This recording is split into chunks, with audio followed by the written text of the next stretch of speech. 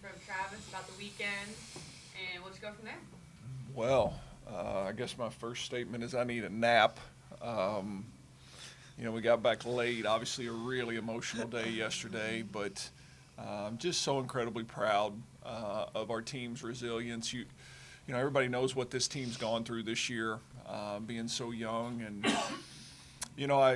I said back in August, this is the team that's supposed to be too young to be able to do the things that our program normally does, but I kind of went on a mission back in August to see if we could do it anyway. That was kind of our thing, that I sat our three seniors down and had that conversation because they didn't get the opportunity to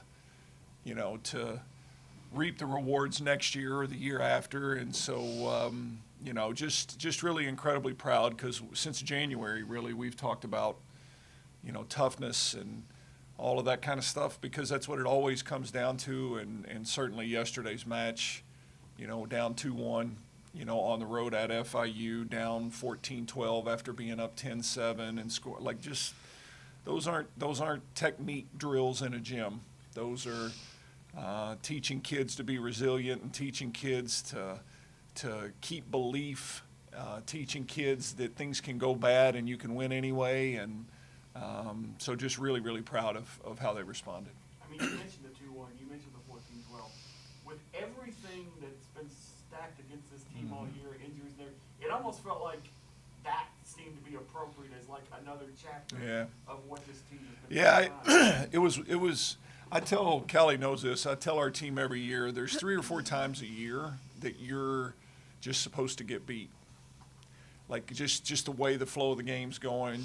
And yesterday was one of those. Where you go up and crush a ball and they just throw their hands up reflexively and it hits and goes all the way over our heads and falls in the back corner. Or Olivia Skidmore blocked a ball straight down and a kid just threw her hand out and it hit her in the hand and went over the net and fell on our side. And I kept standing up to our team when those things would happen, and I would just say, win anyway. Win anyway. Like, that's because when you start feeling like this is not our day, then it becomes not your day.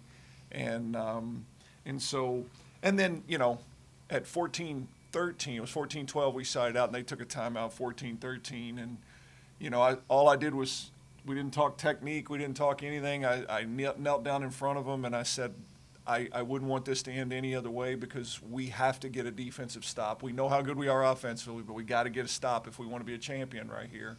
And we went out and scored, 3-4 points in a row and won that thing. So just stuff you'll remember forever, and certainly, moments as a coach that are reinforcing to our young players too that all those things really, really matter. Callie, with your shoulder and everything you've kind of battled through this year too, what's this kind of mean to you? The resiliency, not just you had to have personally battling through your injury, but just as a team to be able to pull this off too. I mean, it just means the world to me. I mean, this season has been an absolute grind for many reasons, and to be able to finish it the way we did and to have the amount of joy we had and to have those memories to look back on, I felt like it was a perfect conclusion to conference for us. Callie, could you talk? I'm sorry. Could you talk about the meeting you had with Coach? Just what it was like, and just from your, I guess it was a fairly private meeting. You mean early? Yeah. Or like the one back in August, or the one? The one you just referred to, yeah. Yeah, back in August, just where we talked about what it was going to take, and growing them up. About And Callie's thing. the meeting I think he's referring to is when we talked about I didn't want it to be the rewards the following that meeting. Yeah, we just brought the seniors together, and we knew that we had a young makeup this year, but that didn't necessarily have to define who we were, and just all of us understanding be the best leadership we can be and bring these young girls along. And we have a great group that want to be better and want to strive for that. And, as the season went on, we really worked towards that and came up on top in the end. Well, it took a great deal of leadership, but it took a great deal of patience and tolerance too, for a group of seniors like this, because they've seen it at a high level. They know what it looks like at a high level. They know what the expectation level is. And our young kids are all great kids, and they want to be good, but they don't know what it takes to be great yet. And so there were a few convos throughout the year where I had to talk these seniors off a ledge. They love they love their teammates. They love them because they're great kids and they really want to be good volleyball players. But just, I would have to remind her what she looked like as a freshman 4 years ago and what college volleyball felt like to her and what she thought being great looked like back then. And those are all things that we've had to, be tolerant of but not accepting, if that makes sense, as we've grown together. And then, at the end, you look out there, our all-tournament team yesterday was made up of Callie, Bauer, and 3 sophomores. And you could have made an argument that Kyra Knox was the best player at the tournament. So, that youth grew up throughout the year, and we all kind of weathered it. But like she said, this has been a grind all year long. Callie, down 14-12. In that moment, what are your emotions, this team's emotions? What did it take to push through that? I think what we just kept talking about on the court was just be fearless. We knew that, the next point was going to go either way, and we were going to attack it fearlessly, and I think that, worked out for us. Callie, for you too, Olivia, I think, had her career high of 25 kills. When did you know that it was going to be a special match for her? Maybe the ball was there a moment, or just kind of throughout? I think I just knew from the beginning. Just Olivia, she's quiet in nature, but when she just has this presence about her that she's going to bring her best, it just gives confidence to everybody, and I felt like she was just really embracing that. And so just from the beginning, I knew she was going to bring it. And I'll tell you when I knew was last week in practice. Because, again, Liv's a young player, and she's had her ups and downs throughout the year, but Liv had a different focus about her last week in practice, and that was something I talked to our staff about because Liv had struggled for a week or so here, before then, but you could tell she was really, really locked in. And like Callie said, if Liv's getting 2 kills or Liv's getting 25 kills, Liv's just the same kid out there all the time, but she was sure special yesterday. Callie, I mean, you kind of pulled the double off. You're the conference player of the year, and you wound up being the MVP too. What does that mean for you? I mean, that was pretty cool, but it definitely was a all-around effort.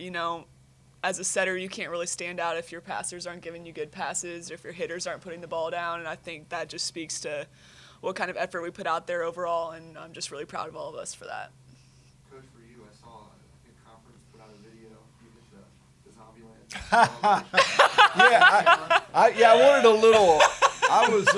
I wanted a little street cred from our football guys, man. I still am not quite sure what that whole thing is. I've asked them several times, like, guys, what does that even mean? And they're like, I don't know, but I knew our football team. Shout out to them. Great effort for them this weekend. I know they got a big one this week, and so I'll give it another go if we knock off Jacksonville State this weekend in this football game. But hopefully, when I see one of those guys walking across campus, they'll give me a little love for giving the shout out to the zombie. Zombie? Is that what it's called? Zombie? I guess so, yeah. Zombie land? Okay, whatever the heck it is. Now you got to think. I mean, you felt like you were going to get in anyway as an at-large, but now you know what the automatic qualifier. When you kind of sit here in a week, I mean, there's going to be speculation. There's there's bracketologies out there, and you just kind of enjoy the week and let it fall, or you start kind of trying to look ahead. Well, some of both.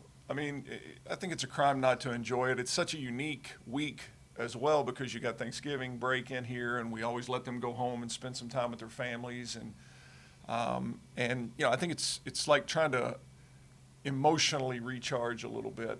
And you speak of us having the opportunity to be in the tournament regardless. I think that was a really huge benefit to our team yesterday.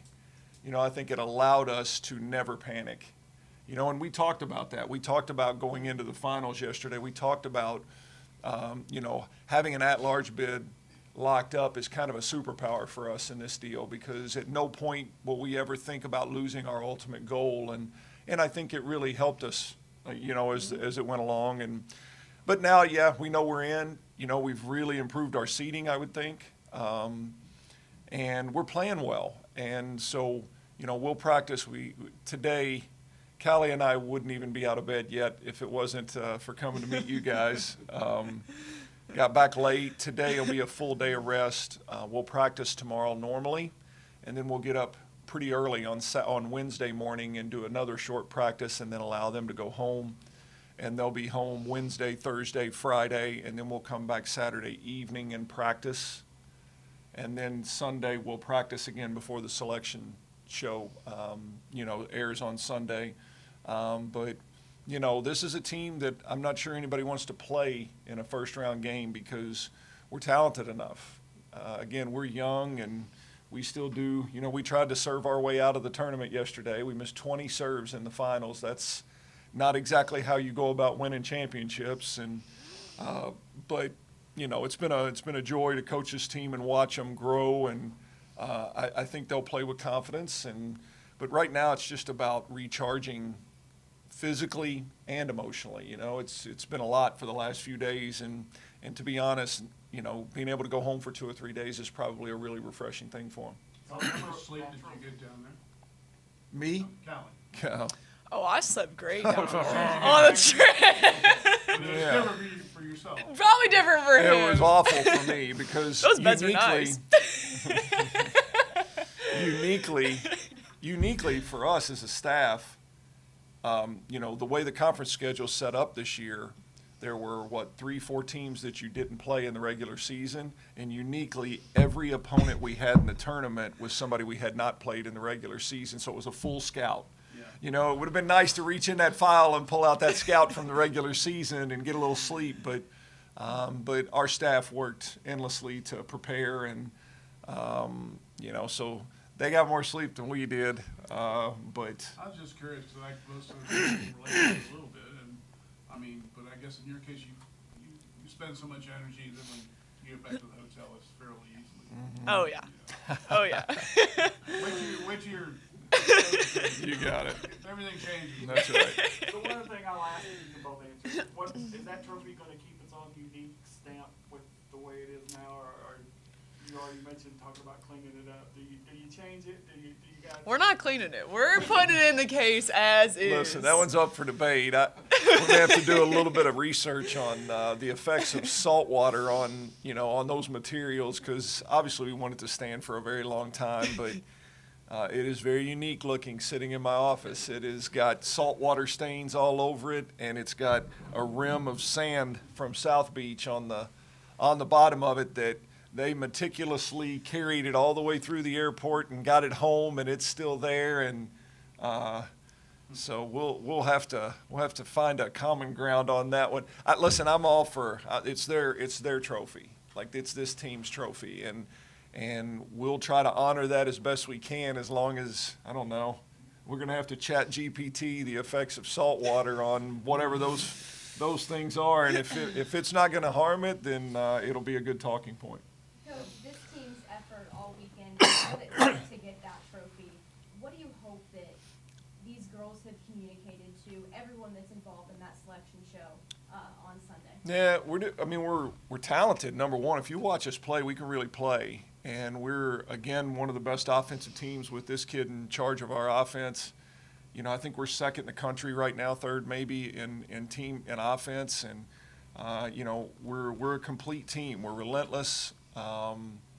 And these kids have gone out and done it. Again, we were a tournament team regardless of winning this championship. But I think we've improved our seeding, and I think we've proven that, I think people around the country know who Western Kentucky volleyball is now. And so, it's my hope that they get the respect that they deserve. And, obviously really quick when that selection show party happens and you draw an opponent, you realize that whoever's across the net from you has had an outstanding year too. And it'll be a real challenge. And, and then it'll be back to a lot of the things we talked about all season. Now we've got a really, really young team that's in this environment for the first time. And, but we hope that they just go out and embrace it. And, I always say our season will end when it's supposed to from this point forward. And we just want to go out and be a great version of ourselves and really embrace this journey at the same time. And I don't think you have to choose between, enjoying it,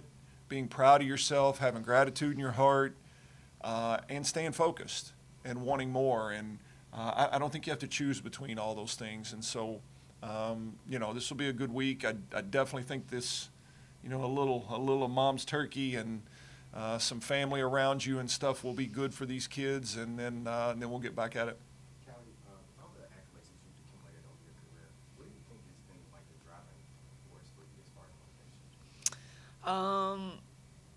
I think I've just had great people to look up to throughout my time here at Western, and Travis, he's always pushing us to be our best, whatever that looks like every day, and to just wake up day in and day out and be grateful for what we have in the moment and to give our absolute all. And I think just that philosophy has pushed me to achieve what I've had. All right. Thanks, everybody. Appreciate you